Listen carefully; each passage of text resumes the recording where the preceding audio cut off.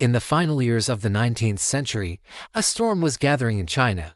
Foreign powers were carving up the nation, imposing their will and their trade, leaving a trail of resentment and humiliation. From this fertile ground of frustration grew a secret society. The righteous and harmonious fists, known to the West as the Boxers. They believed they were immune to foreign bullets, a divine army destined to purge China of outside influence.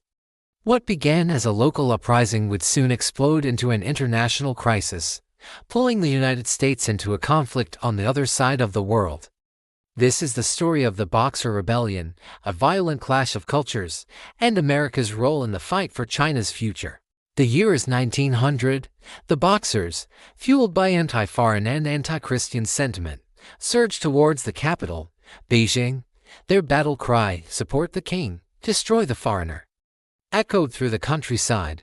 They targeted missionaries, Chinese Christians, and anyone associated with the Western powers that had encroached upon their land for decades. The king court, led by the powerful Empress Dowager Cixi, was caught in the middle. Seeing the Boxers' popular support and perhaps a chance to expel the foreigners themselves, she made a fateful decision. She declared war on all foreign powers.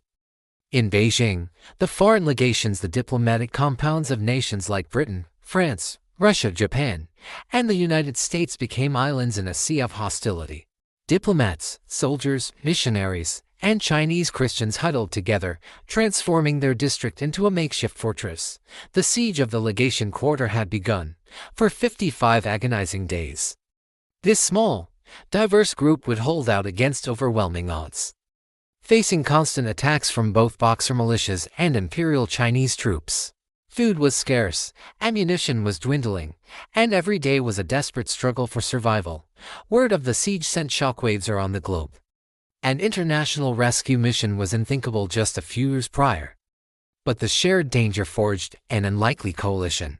The Eight-Nation Alliance was formed, comprising troops from Austria-Hungary, France, Germany, Italy, Japan, Russia, the United Kingdom, and the United States, for America. This was a significant moment, fresh off the Spanish-American War and its new Pacific territories. Like the Philippines, the U.S. was stepping onto the world stage as a new global power. President William McKinley, a reluctant interventionist, authorized the deployment of around 2,500 American soldiers, Marines, and sailors to join the international force. Their mission, break the siege and rescue their countrymen. The journey to Beijing was brutal. International Army fought its way inland from the port city of Tianjin under the scorching summer sun. They faced stiff resistance from Chinese forces, battling not just enemy soldiers but also disease and heat exhaustion. The American troops, though a smaller contingent compared to the Japanese or Russians, fought with distinction. They were part of a multinational force with different languages, different uniforms, and sometimes competing interests. Yet, they were united by a common goal: to reach the besieged legations before it was too late. On August 14, 1900, the Alliance forces finally reached the walls of Beijing.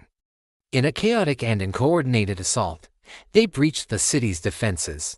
American troops scaled the imposing walls near the Dongbian Gate, raising the stars and stripes over the ancient capital, a symbolic moment of their arrival as a military power in Asia.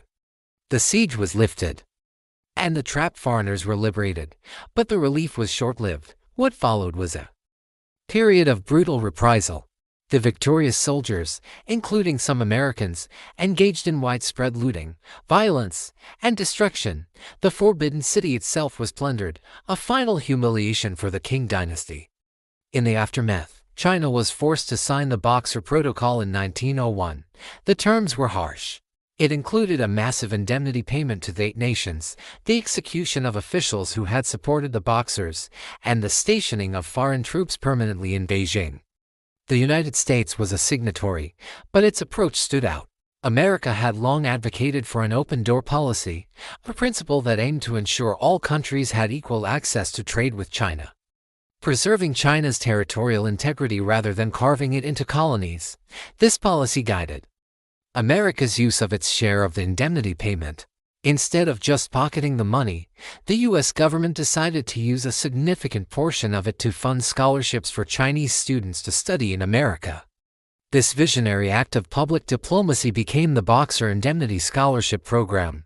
It created a bridge of cultural and educational exchange, fostering goodwill and helping to train a new generation of Chinese leaders, scientists, and engineers.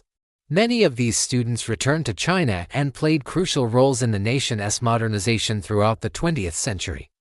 One of the most lasting legacies of this program was the establishment of Tsinghua College in Beijing in 1911, which would later become the prestigious Tsinghua University. Often called the Mid of China, the Boxer Rebellion was a pivotal turning point for China. It was a profound national trauma that shattered the old imperial system and accelerated the path toward revolution. For the United States, it marked a crucial step in its evolution from an isolationist republic to an active global player. The intervention demonstrated America's growing military reach and its willingness to protect its interests and citizens abroad. But more than that, the creative diplomacy of the Boxer Indemnity Program showed a different kind of American power, one based on education and soft influence, rather than just military might. It was a complex and often contradictory chapter in history, a story of violence and rescue, of exploitation and surprising generosity, that continues to shape the relationship between these two great nations to this day. Thank you so much for watching. If you found this story interesting, please hit that like button and subscribe for more deep dives into history. Let me know in the comments what you think about America's role in the Boxer Rebellion. See you next time.